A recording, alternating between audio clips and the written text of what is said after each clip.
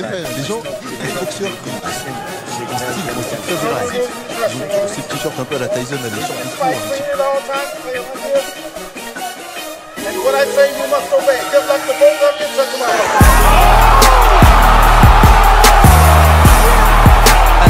là, Maïva, ce serait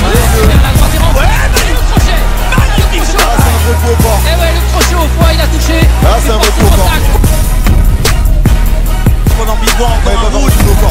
Allez, ça va être dur là, Kylian qui a arrêté. Oui, forcément, elle remet un genou au sol. Et elle regarde son point.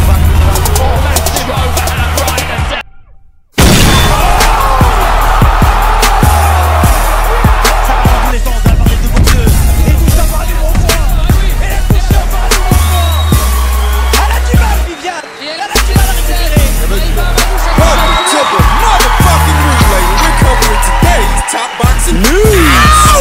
Okay, we'll start with this, and I'm sure that you guys have caught wind of it by now. Per a tweet from Mike Corpinger's Sauces, Gervonta Davis versus Leo Santa Cruz is moving from October 24th to October 31st on Showtime pay-per-view and will be held with fans at San Antonio's Alamo Dome. Shrewd move by the PBC, finding a way to generate gate revenue and also moving off a date occupied by UFC 254 with Khabib. And let's be honest, folks. While I do think it was a clever move, a shrewd move, as Mike Copinger described it, I also think it communicates some apprehensiveness on the part of the PBC and the TMT, who so guide the career of Gervonta Davis, their budding pay-per-view star, who is in his pay-per-view debut. They got a lot riding on this fight, and they don't want the fight fans to be distracted by anything else the night of his big coming out party. Like the UFC. Essentially what this implies is that boxing shares an audience, albeit a small audience, with the mixed martial art fans, hybrid fans who take in both combat sports, and they want to optimize profits by not having those kinds of fans distracted by some other combat sport, some other combat card happening the same night as Davis's coming out party. At minimum, that's what this communicates. At minimum, that's what this is. Because if they were supremely confident in their fighters drawing power and this event's marquee value, they wouldn't move it to a later date. They'd fight to keep it on the date that they already had it, if they were confident in the event's drawing power. I've no doubts that being able to get some gate revenue has something to do with the decision, as we're hearing that Lomachenko versus Lopez, happening earlier in the month, will have some fans in attendance. A return to some normalcy. For what is a spectator sport, there may actually be some spectators in attendance. And perhaps a part of the reason that the people at the TMT and the PBC have so decided to push back Davis versus Santa Cruz is to capitalize on that opportunity in the hopes that they can get some live gate revenue. I don't doubt that it has its role to play. It does. But rest assured, if they were supremely confident in the event's drawing power, they wouldn't have so easily moved it to a later date. They would have fought to keep the date they already had. Essentially, what this communicates is that they'd rather go head-to-head with that Inoue versus Maloney card happening that same night than go head-to-head with that UFC card involving Khabib. That's what this communicates, as Khabib and the UFC in general in this part of the world, they're doing good numbers for the most part. They're doing very good business, whereas Naoya Inoue does not yet have drawing power here in the United States. This is set to be his top-ranked debut.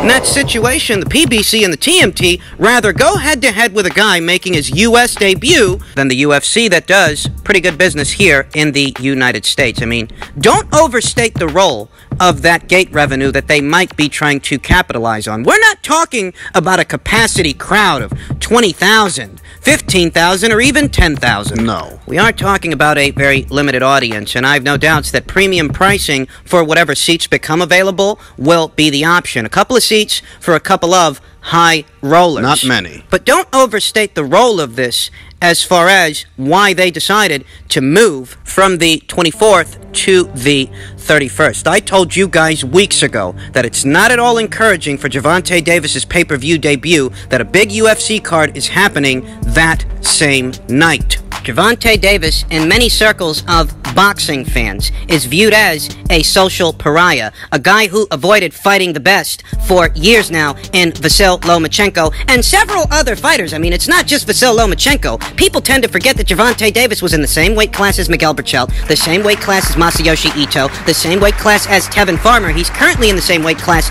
as Ryan Garcia, as Teofimo Lopez, as Devin Haney, Luke Campbell, Jorge Linares, Felix Verdejo. He's been in some populated weight classes, densely populated weight classes that were deep weight classes with very many talented fighters in them. And Gervonta Davis was guided away from most every single one of these fighters. Hasn't fought him. It's for this reason that he's viewed as a social pariah in the sport of boxing, depending on what circles we're talking about. Essentially, this kid, he ain't everybody's sweetheart. He hasn't captivated the hearts and minds of the American fight fans the way that Mike Tyson did back when he was called Kid Dynamite.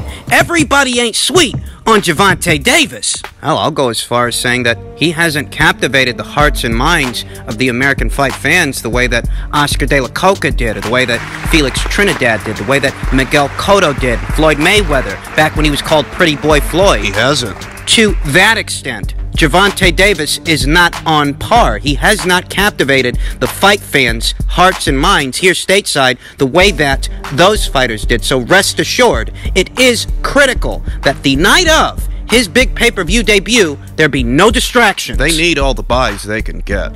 The Charlo brothers, as a package, have since had their own pay-per-view debut, and it was entertaining for the most part. I mean, I bought the goddamn card. I said that I would, and I did. You put the right fights together, and I'll pay for it. Let's not kid ourselves. We haven't heard so much as a whiff as how good or bad did this thing do the pay-per-view market. We haven't. It's not like when Spence and Sean Porter fought each other, and following Monday of that weekend, Mike Kopinger, via his sources, claimed that the pay-per-view was tracking at 300 plus. 350,000 plus. Pay-per-view buys. As it stands, I've seen no numbers floating around in the boxing cosmos indicating how good or bad this thing did.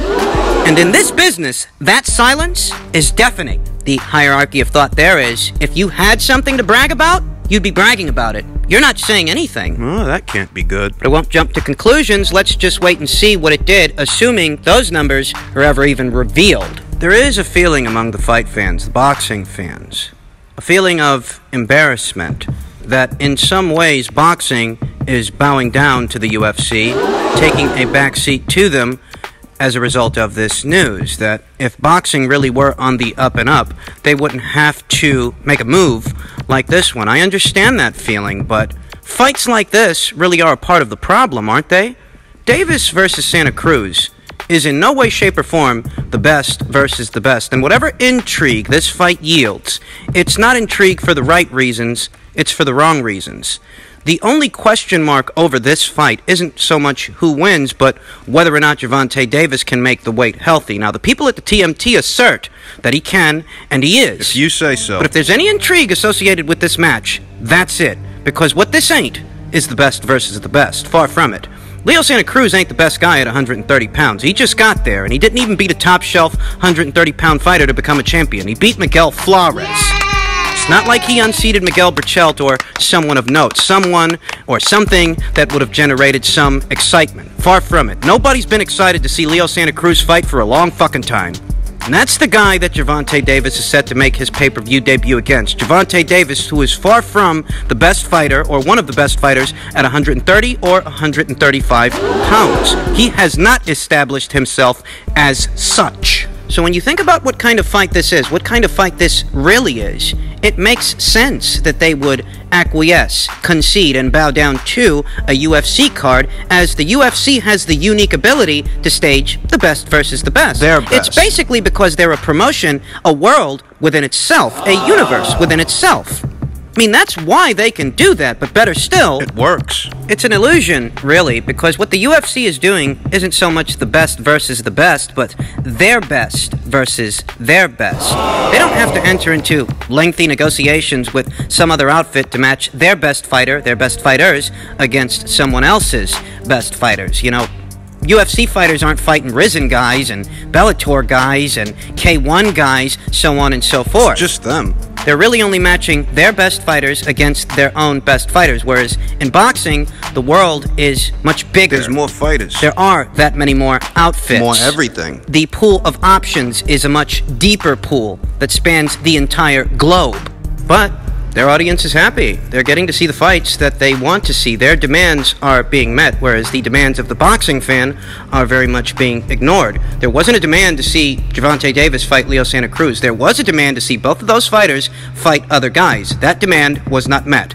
That demand was ignored. And in that situation, when this is the best that they can offer up, of course you have to submit to the UFC. Of course you have to acquiesce and move the date. You can't compete with what they've got putting together this kind of card. You can't do it. But don't confuse this for a Wilder versus Joshua or a Joshua versus Fury. This is not the best representation of what boxing is. This is a PBC preservation match, a high-priced swindle in the best interests of their brand's preservation, their image, and the preservation of their fighters, at least one of them. They'd rather that their guys lose to one of their own guys than lose to someone else's guys, even if those two guys really ought to be fighting other people. Put simply, this is a PBC garbage fight, so of course they had to move their garbage. What the fuck did you expect? Nobody's excited to see this fucking fight.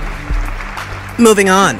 In junior middleweight news, WBO champion Patrick Teixeira says, if the WBO authorizes it, I will be happy to end Charlo's career and then fight Castaño. De La Hoya got the guy the other belt, Charlo noted following his win over Rosario, referring to Teixeira, whom fights under De La Hoya's Golden Boy Promotions banner. If you want to put his, with victories like that and total domination, I don't think they want me. I got bad intentions, man. I come to ruin their health. Like Mike Tyson said, I want to ruin their health. I don't care about no belts. I don't care about none of that. They don't want to fight me. I'm different. I punch for real. I don't know about Teixeira. I never seen him fight before, but I'm willing to get in there with him. Needless to say, plenty of interest still remains in such a bout. Charlo, for you to be the best, you need to beat me. Teixeira told BoxingScene.com, right now, I have a mandatory fight. If the WBO authorizes it, though, I will be happy to end your career and then fight Castaño next. I will end the PBC's hold on 154, insists Teixeira. Charlo, I promise you, you are not lions only. You are nothing but a little kitten. I'll say that I like the energy coming from Patrick Teixeira. I'll say that I like that he's paying close attention to what is happening in his weight class with the who's who fighters, namely Jermell Charlo. I'll say that Patrick Teixeira doesn't strike me as the kind of fighter that has delusions of grandeur. He knows his role in all of this, one would think. Jermell Charlo has made his debut on pay-per-view. In that way, he is the A-side fighter here.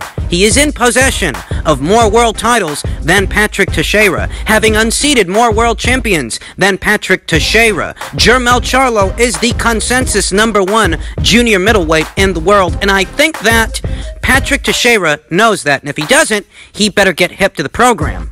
All in all, I think that Patrick Teixeira, in a set of negotiations to fight Jermell Charlo, would know that he's the B-side fighter in all of this. That's what he is. The thing is, as far as negotiations go, outside of Patrick Teixeira's enthusiasm and big talk, we don't know what actions are actually being taken to realize this fight and make it a reality. He's saying that if the WBO authorizes it, he would like to go straight into a Jermell Charlo unification match. Well, what is being done on the Patrick Teixeira side of things to see that happen, to make that a reality? What are you actually doing outside of talking? I offer no criticism, no harsh words for Patrick Teixeira or his enthusiasm, because one way or another, he is set to lock horns with a PBC fighter, whether that PBC fighter is Jermell Charlo or Brian Castaño, Patrick's mandatory challenger. In truth, though I like Patrick Teixeira's energy, I don't see him hanging on to that world title for very long. I happen to think that the Argentinian, Brian Castaño, has everything it takes to become the next WBO junior middleweight champion. And if he does, and he takes that WBO title back to the PBC side of things, I've said it before and I'll say it again. Perhaps we can see an undisputed champion crowned in the junior middleweight division. Things would be a lot less complicated as far as seeing that happen if it's Brian that wins the belt, as Brian is a PBC fighter. The same as Jermell Charlo. Now, if Patrick manages to hold on to that belt and beats Brian, I don't know how realistic this fight is. I don't know how invested or not invested Golden Boy Promotions is in Patrick Teixeira. Would they allow him to cross the street to fight Jermell Charlo? Because they would have to. They would. Patrick ain't the A-side fighter here. So if he wants that fight, he's got to cross that street. Patrick crossed that street in order to fight for the title that he currently holds. When he fought Carlos Adames for what was the newly vacated WBO title left behind by Jaime Munguia when he moved up in weight. Patrick was allowed to cross the street to fight for the title. Would they allow him to cross the street to fight for what Jermell's got? The other 3 titles at the weight. I'm not telling you they will or won't let him. So much as he's going to have to, short of the people at Golden Boy Promotions preparing an offer, incentivizing one for Jermell to come over to their side of things and have the fight. And in truth, I just don't see that happening. Not when Jermell's brother, Jermall, turned down a multi-million-dollar payday that would have saw him fighting Demetrius Andre in the middleweight division to unify their 2 world titles. I don't think you can get Jermell to cross the street, but more importantly, he's not the one that has to anyway. Patrick does. Patrick's the B-side fighter, and Patrick's reign as a champion is not tantamount to equivocal to Jermell's. Patrick doesn't have the buzz that Jermell has. He's never had it. And that's not a slight at Patrick, that's just the reality of things, that Patrick's reign as a champion is flying relatively low on the radar. Jermell Charlo says he's never even seen the guy fight before. So don't confuse this situation with the situation at 147 pounds, situation at welterweight between Terence Crawford and Errol Spence. Comparatively, Patrick isn't where Terence Crawford is. Patrick isn't considered one of the best and brightest fighters in the entire sport of boxing the way that Crawford is. You know, Crawford's ranked as a pound-for-pound fighter across the board, regardless of where you look. In the case of Patrick, he has to make that concession. He has to make that sacrifice. He would have to cross the street in order to challenge Jermell Charlo for the other 3 belts. He has to. Outside of that, I don't see the fight happening. Cause Jermell, he ain't gonna come to you. He's just not. I mean, do you see a lot of the PBC's world champions crossing streets in order to unify titles? Do you see that happening a whole bunch right now? Because I don't. And who knows if they'll even decide to acknowledge Patrick Teixeira's WBO title, as they are very situational when and where and with who they want to acknowledge the WBO as an organization. When it's Angelo Leo at 122 pounds for the newly vacated WBO title, they'll acknowledge it then. But when it's Terence Crawford at 147 pounds, not so much. So, I don't know. Maybe this fight happens, maybe it doesn't.